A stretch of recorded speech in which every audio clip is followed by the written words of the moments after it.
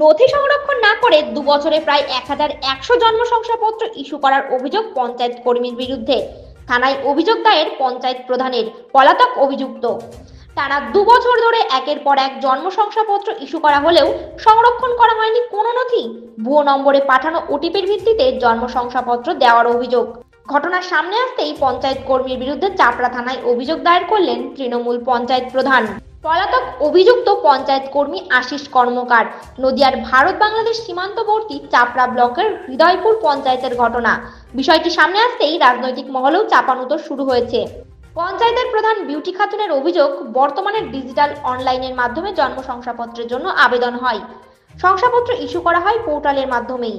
এই পঞ্চায়েতের জন্ম শংসাপত্রের পোর্টালের আইডি ও পাসওয়ার্ড ছিল পঞ্চায়েত কর্মী আশিস কর্মকারের কাছে। অভিযোগ, কয়েকদিন আগে জেলা প্রশাসনের কাছে পঞ্চায়েত প্রধান জানতে পারেন গত ২ বছরে প্রায় ১১০০ জন্ম সার্টিফিকেট ইস্যু করা হয়েছে, যেগুলো নন ইনভেস্টিক্যাল বার্থ। এরপরেই কিভাবে তা হলো জানতে চেয়ে সংশ্লিষ্ট আধিকারিককে শোকজ করা হয়। প্রধানের অভিযোগ, তিনি যে উত্তর দিয়েছেন তা সন্তোষজনক নয়। এরপরেই গত মঙ্গলবার চাপড়া থানায় লিখিত অভিযোগ দায়ের করেন তিনি। অভিযোগ পেয়ে ঘটনার তদন্ত করছে পুলিশ। বিপদ বুঝে গা ঢাকা দিয়েছে ওই পঞ্চায়েত কর্মী। তদন্তে জানা গিয়েছে শুধু জেলার নয়, ভিন রাজ্যের মানুষের নামেও জন্ম শংসাপত্র দেওয়া হয়েছে। বিষয়টি নিয়ে কটাক্ষ করেছে বিজেপি।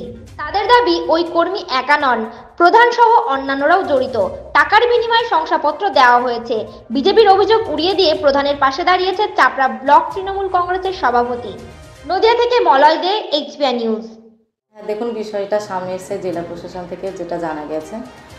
তার জন্য যিনি দায়িত্ব আছেন তার কাছ থেকেও জানা গেছে কিছু অনিয়ম ঘটেছে।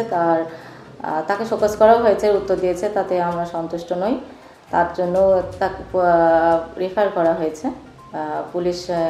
প্রশাসনের হাতে দেওয়া হয়েছে। বিষয়টা প্রশাসন দেখছে আর আইনত ব্যবস্থা নেওয়া হবে। কে দায়িত্ব ছিলেন, তার নাম কি এবং তিনি কোন পদে ছিলেন?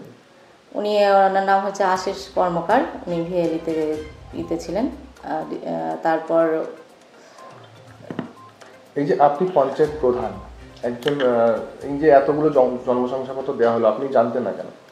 দেখুন, এখন সব আগের ম্যানুয়াল হতো, এখন তো তা না। এখন লগ ইন পাসওয়ার্ড দিয়ে এক ফোনে পাসওয়ার্ড এসে তারপর এগুলো করা হয়, এগুলো অনলাইন করা হয়, ডিজিটাল। কি সমস্তটাই আমার ফোনে আসতো না, সমস্তটাই ওর ফোনের মাধ্যমে করা হতো। সম্পূর্ণ অ্যাক্সেসটা ওনার কাছে ছিল? হ্যাঁ, একদম ওনার হাতেই ছিল। আচ্ছা, সেই জায়গায় দাঁড়িয়ে এই যে শংসাপত্রগুলো দেওয়া হলো, কি হতো? আর টাকার বিনিময়ে দেওয়া হয়েছে, কাদেরকে দেওয়া হয়েছে জানা গেছে? সেটা প্রশাসনের হাতে, প্রশাসন তদন্ত করে দেখছে। যে ভারত বাংলাদেশ সীমান্তবর্তী এলাকা, এখানে বিভিন্ন সময় বাংলাদেশে আনাগোনা মাঝে মাঝে শোনা যায়, সেই জায়গা থেকে কোনো বাংলাদেশিদের দেওয়া হয়েছে এমন কিছু মনে হয়? সেটাও তদন্ত চলছে, প্রশাসনের হাতে দেওয়া হয়েছে, দেখা হয়েছে। পুলিশ খতিয়ে দেখবে? পুলিশ খতিয়ে দেখবে। আপনার নাম? বিউটি খাতুন। প্রধান। আমি হৃদয়পুর গ্রাম পঞ্চায়েতের প্রধান।